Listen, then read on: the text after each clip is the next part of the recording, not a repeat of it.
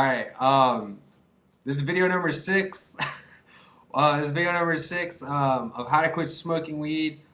This is just motivational advice.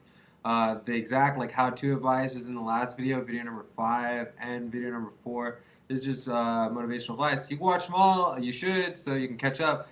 And by the way, I'm 24 years old, 100% sober right now. Hadn't smoked weed since July 2007. It's been like 4 years and a month. And by the way, I just put a hat on to see how far I could wear it on the back of my head.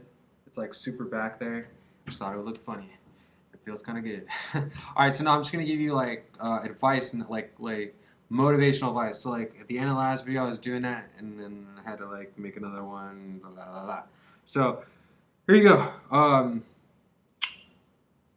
Smoking weed has become pointless for you. In the beginning, it was just something you did because it was fun. It was like something you did only on special occasions and stuff, and it was a big deal because it was so different from what you're used to. But then you started doing it all the time, became really, really boring, and there's nothing left in it. Some people say they're looking for something in weed, and there's nothing left in weed. They're like, seriously, if there was something in weed, either you already found it or it's not even there. Dude, this hat looks so stupid.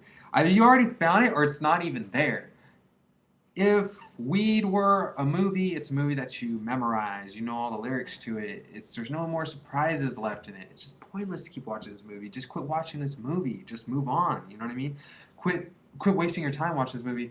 It's a movie you've already seen. Just move on. If you were an explorer and weed were a mountain, it's a mountain you've already been to a million times, and it's a mountain that you've been on, and you were an explorer. You were fine. You were fine. You were exploring mountains, islands, treasures all over the world, but then you stumbled upon this mountain and you never left.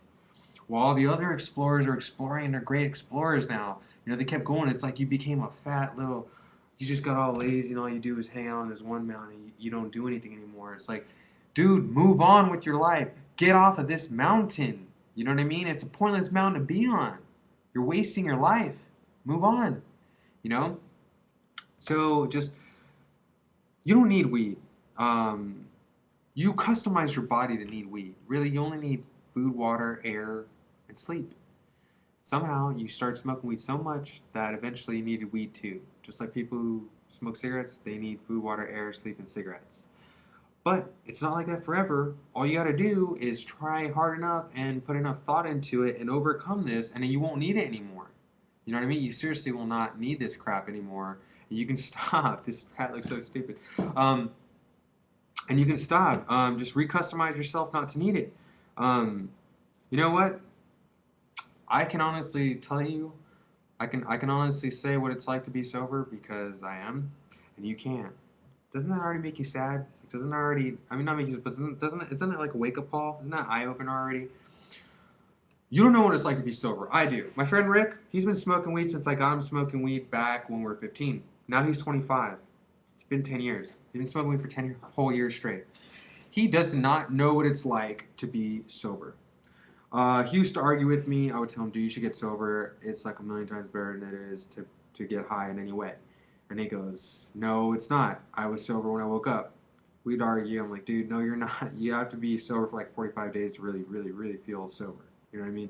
Or at least a day, 3 days. You know what I mean? Technically a month because weed stays in your system for a month, right? But for potheads, it's like 45 days. Anyway, then he would go, well, being sober isn't as good as being high. I think being high is better than being sober. I'm like, dude, you don't even know what being sober is like. The last time you were sober was when you were 14. Because he started smoking when he was 15 and hasn't stopped since. So I'm like, dude, you can't remember what it was like at the age of 14. You can't remember an entire day of the age of 14. You can't even remember an entire story at the age of 14. You can't even remember an entire hour of the age of 14. All you can remember is little bits and clips, like little 10-second clips that aren't even that vivid. You know what I mean? They're just kind of there. You can remember 3-second clips of something, and it's usually something really eventful, like someone jumped off a rail or something. So you don't know what it's like to be sober. You know what I mean? You don't know. The last time you were sober, you were like a little kid, man. You were like in 8th grade. You definitely don't know what it's like to be an adult and be sober. Shouldn't that be something that you want? Shouldn't it be something that you want to at least say that you know? People out there say, I can guarantee this. I can guarantee this. Um, if 100% of everyone in the world knew what it was like to be sober, they would choose sobriety. Like, I would say like 1 out of 1 million would choose to stay high. And those 1 out of 1 million would probably be like the most sad, depressed people in the entire world. And if you gave them a second chance, I bet you even those 1 out of 1 million would choose on the second time. No, I think I'd want to be sober. Um, the reason why no one gets sober is because no one knows what sober's like. No one ever tries hard enough to actually get sober to decide it's something that they want. Um, I can't even describe in words. You have to feel it for yourself. I mean, put it this way: anyone who's ever gotten sober and is sober right now, they can't keep it to themselves. They can't shut up about it. Like that's got to already be a clue to you that being sober is something that's big and that you should want. I mean, that's evidence that it's a big deal. I mean, these people who haven't you ever had someone stop you on the street and tell you that you should quit drinking, that they used to drink just like you, and that they were just like you at one point, and they used to smoke just like you, and da da da da. And you roll your eyes, you can't wait for them to freaking stop talking to you. The reason why they did that, it's not because they're crazy people that stop people and just talk to them. No, it's because being sober is such an amazing thing. It's like billions of times different that billions of times better that they can't keep it to themselves. Feel like a crime if they kept it to themselves. Like for me, I can't shut up about it. You know what it's like for me? Have you ever seen that movie Final Destination? Remember that kid, Devon Sawa, in the first one? Uh, He's on the plane and he knows the plane's gonna blow up. He just saw it in his head. This plane's gonna blow up and he can't shut up. And everyone's looking at him like he's crazy. You know what I mean? And they're like, you're freaking crazy. Get off the plane. You know, and then the plane blows up. You know what I mean? And he knew it was gonna blow up. And he's trying to tell everyone, get off the plane. That's like me. That's like us sober people. We know what it's like to be sober and we can't keep it to ourselves. And we're trying to tell you, and we look crazy sometimes when we do. And you look at us like you're crazy, like there's something wrong with us. But there's nothing wrong with us. There's something wrong with you. We're trying to help because we care.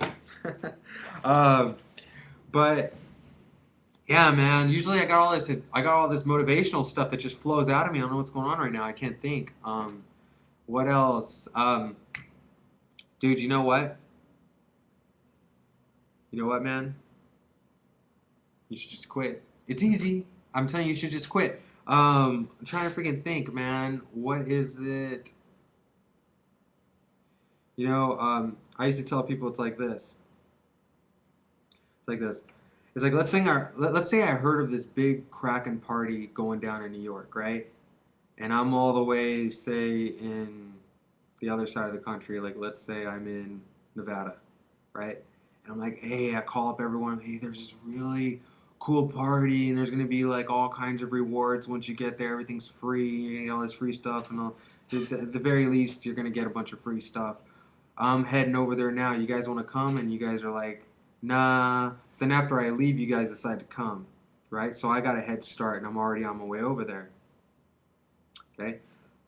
So I get there first, and I realize once I get there, there's nothing there. There's no one there. It was all a lie.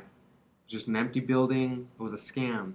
And I'm trying to call you guys. I'm trying to call your cell phones and tell you, hey man, you guys didn't head down here, did you? Yeah, man, we're on our way. Don't come down here. It's a freaking joke. It's a scam. There's nothing here. There's nothing for you. It's freaking a waste of time. Do not come down here. And you guys are like, nah, you're just saying that, man. You just want the whole party for yourself. You want all those rewards for yourself. You're lying to me. I'm still going to come. Please don't come, man. I would hate for you to waste all your time and spend all this time getting down here. And it's a big waste of time. I'm trying to tell you, man, please just listen to me. Like, no, no, no, no. We're going to come anyway. And so I'm heading back, and I come back, and you guys go, and you guys are heading into that nothingness. So like when I talk to kids, when I talk to someone that's young, like say 14, 15, 16, I'm like, look, man, I'm like 10 years older than you almost. You just started. You just started smoking weed, right? Like this one kid, he just started smoking weed, and he wasn't sure if he was addicted or not. It was a thought that floated around in his mind. But no one in his life, he has no one in his environment that has quit before or that is a sober person. So he would never have heard this hadn't it been for me. I confirmed all these thoughts he was having. I was just like, hey man, I started smoking weed when I was really young, and I got really addicted, and I couldn't stop. Even when I wanted to stop, I couldn't. Da da da da. It's really addicting. Da, da, da. And he was just like, dude, if I didn't hear you say that, I was starting to think I was crazy because I was telling my friends I feel like I'm addicted, and they were telling me it's not addicting and that I can't get addicted.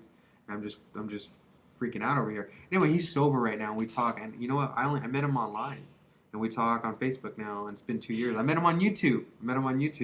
I didn't even make a video. We're commenting on some video, someone else's video, and I was just telling someone under the comment part that I was addicted and I don't smoke anymore. And he was struggling, and I was talking back and forth, back and forth, back and forth, trying to convince him to quit smoking weed, and he finally did. Um, but yeah, man, if you're young, take it from me, dude. And if any of my friends were being honest, like if someone put a gun to their head and said, "You need to be honest with me. You need to be really honest with me. Would you recommend that this kid smoke weed?" And you go, "No, honestly, dude, it's a freaking big waste of time." I'll be honest with you now that there's a gun in my head. But yeah, it's a big waste of time. I'm a freaking loser now. I really regret doing it.